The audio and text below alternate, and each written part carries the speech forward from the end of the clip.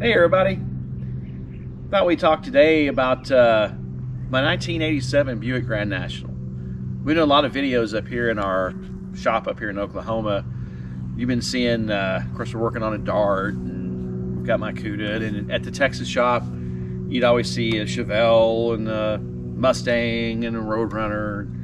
But off in the corner, whether it was in the garage or somewhere in the background, would be this car right here. This is it. This is a 1987 Grand National, and this was my dad's car, and we bought it brand new in 1987. He bought it brand new in 1987. I've got the window sticker to it. I've got all the paperwork. It's always been garage kept. It's got 41,000 original miles on it. It's been pampered and babied by him. And then when he deceased and he passed away, then I got it before he passed away, so he wanted me to have it. So I did a video driving around around the countryside up here, I believe last week, but I thought we'd sit here and maybe talk about something different. And I love Buicks. I'm a big Buick fan. Of course, growing up around the Grand Nationals, we would go to Bowling Green, Kentucky. Bowling Green, Kentucky has the Buick Nationals. That was a lot of fun. We went last year. And then they used to have a Buick Nationals down in Ennis, Texas. All your Grand Sports, your T-Types, your Grand Nationals, GNXs. Man, it was a lot of fun. These cars are very, very unique. It's a V6, in case you don't know, those that don't know. And we'll go over the engine inside in a little bit, but interior. But it's a turbocharged, intercooled V6. And it's a docile car when you drive them normal, but when you start laying the wood to it, man, do they ever come alive. Now this one's been just slightly modified, and it's just because it needed it for some of the maintenance. It had a speed density sensor that went bad, and unfortunately GM quit making those speed density sensors. I think that's what it's called. It may be a mass airflow, guys, I'm not sure. But it's been converted to mass airflow.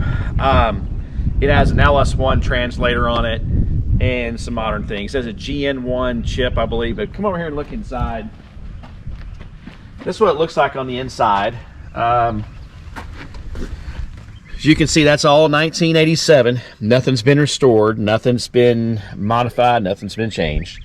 It's got one little crack right here. That happened a long time ago. It just did it. Don't know why.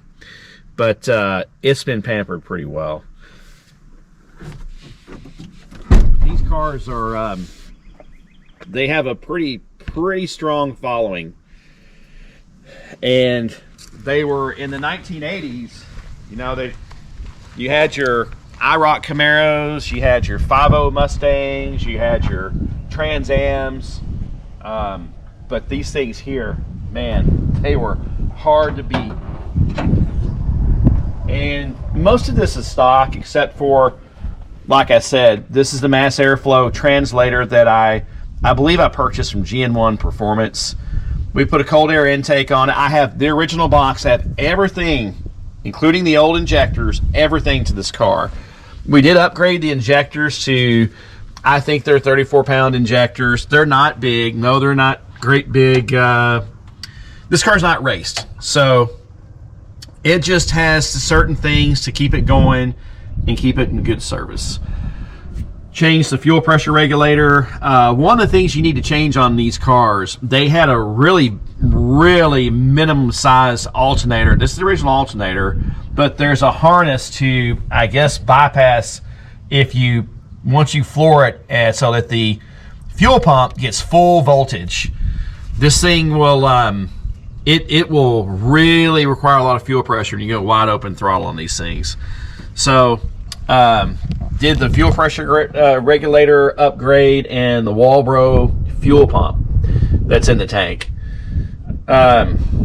Inside this right here, this translator, and it's called horsepower in a box, it has a bunch of dip switches, and I honestly have it set where it's at a very moderate level.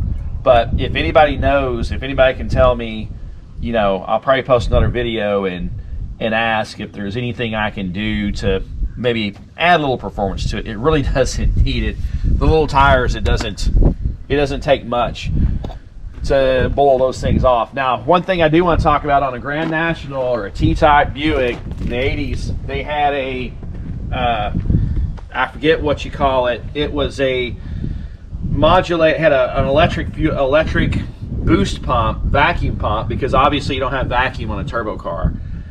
Those things are notorious for going bad and going down the road, and all of a sudden they're no good. They had a little canister that looked like a hand grenade, and it was a little nitrogen cartridge, and it would keep pressure, I guess, on the brake fluid. I'm not really sure how that thing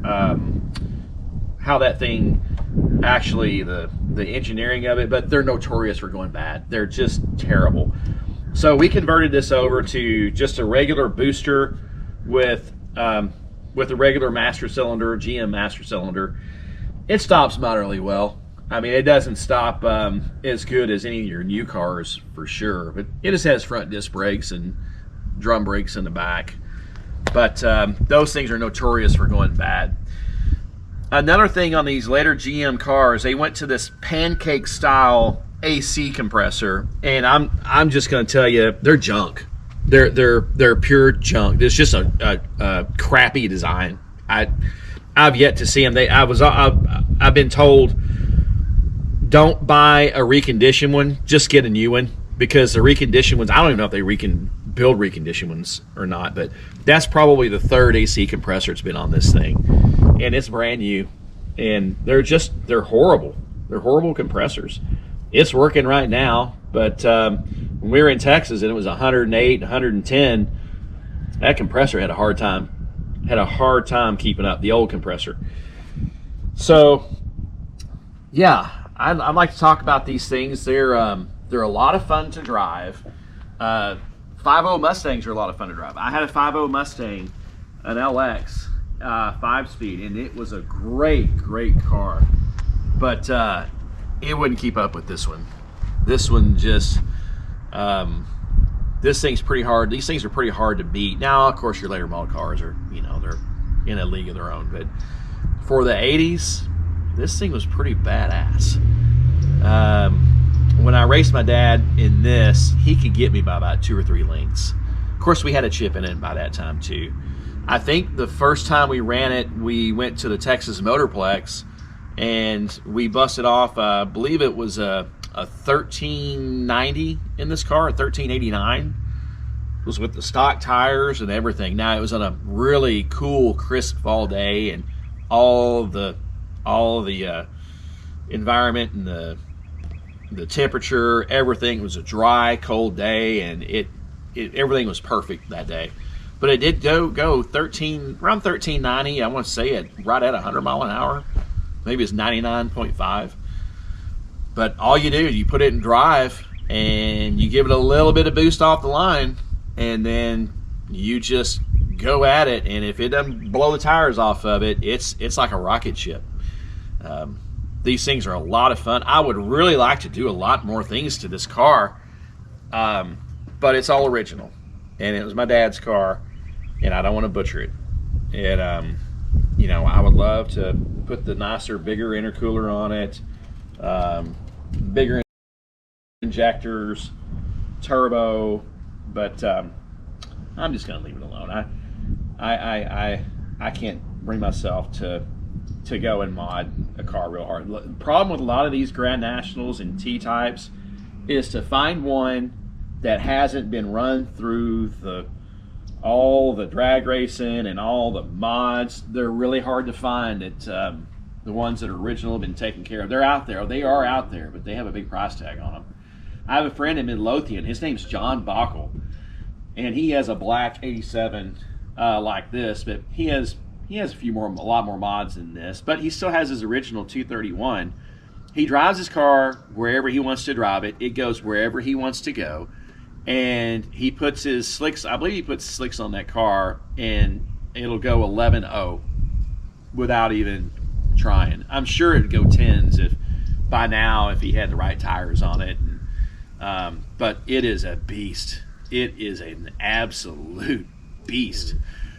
One of the other things on these cars that were bad in the day, in the 80s, they started switching over to base coat, clear coat, and it was just a terrible quality paint.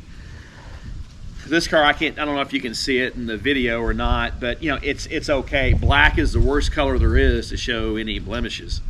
But luckily the clear coat hasn't come up, but it was just a real thin clear coat, and they didn't last long. So I'm at a major debate right now.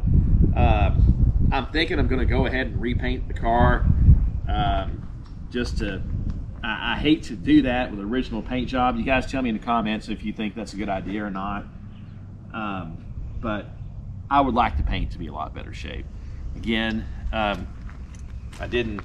we didn't really intend this car. It's an original car, and it's like a survivor, I guess you'd call.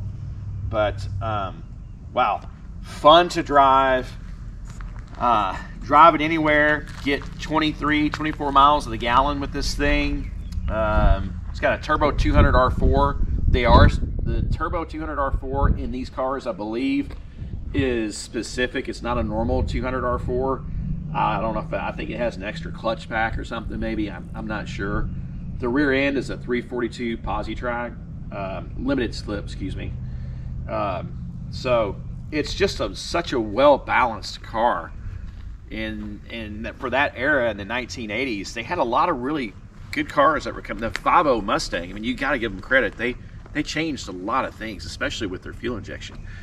This has sequential fuel injection, and it really changed the game with these cars as well.